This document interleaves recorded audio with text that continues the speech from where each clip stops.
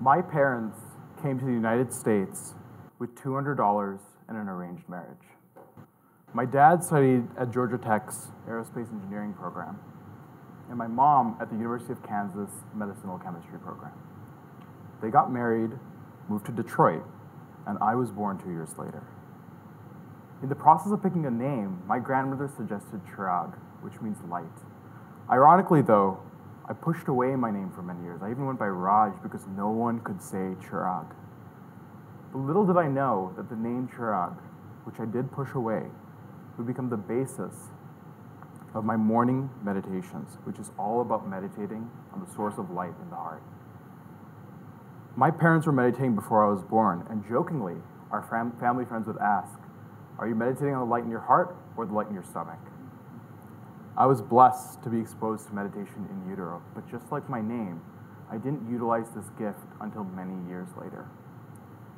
My parents worked corporate jobs, and they would take all their vacation time to take one trip to India, where half of their time was spent visiting friends and family, and the other half was spent at the Global Heartfulness Ashram. And you guys can just think of an ashram as a place where people come to meditate and focus on oneself. While the parents were meditating, we had a children's corner where we would get to know one another, make arts and crafts, and just hang out. Even in Detroit, meditation was a big focus for my parents. They would go every Sunday to a meditation class and then would rush my sister and I, Neha, to our soccer games. We were really just a normal family. We would go and watch PBS, Arthur actually, on PBS after school.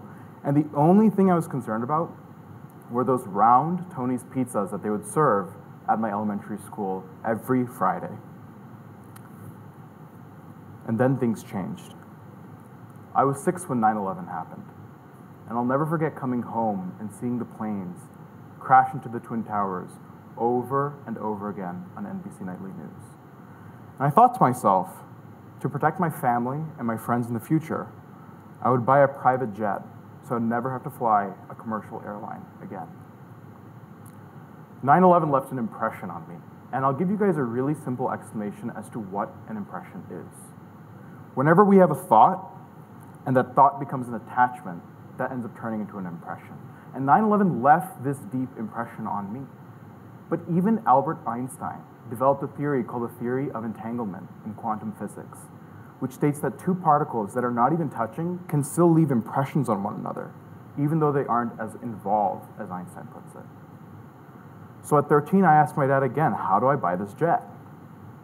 And he told me that for it to be financially viable to own my own plane, I have to either become a doctor or go into business. And after going through biology, I decided to become a doctor or a business owner. And so at 14, I started Googling, just like every 14-year-old, how to make money fast, because I needed to figure out how to afford this jet. And I ran across affiliate marketing. And the next thing I knew, I was in a pyramid scheme. But I didn't even make $1, yet I kept persisting in business. I had this craving for wealth to buy this plane, but what I came to realize was this craving was just an impression, and this impression would leave a series of domino effects, bringing me today here where I am in my life. But before I continue about my life today, let's go back to India. Do you remember that children's corner I was telling you guys about? Well, naturally, when we would get to know one another, I met a girl there and we began talking. And this girl was the person who got me interested in meditation for the first time. She would talk to me about her experiences in the ashram, the benefits that pause had for her, what meditation did to her, and just her experiences with a spiritual guide named Chariji. I knew that I wanted to experience this, so I booked a trip to India to start meditation with that spiritual guide. My days in the ashram were spent rising before dawn, going to a group meditation at 6:30 a.m. every morning, relaxing, learning from Chariji, and just soaking in all of this information. And I was really only supposed to stay there for 2.5 weeks, but those 2.5 weeks quickly extended to 2.5 months, all because there was this internal feeling that I had that prompted me to stay. If you guys are curious, the girl decided to stay too. I came back from India fresh, excited to go to Northeastern. And most of you are probably thinking that I felt this enlightened state that everyone tells you you experience after meditation. But in reality, I felt very little transformation. I was sitting in my dorm at IV, and instead of feeling this thoughtless states that everyone was telling me that I would experience, it just became a thinking session.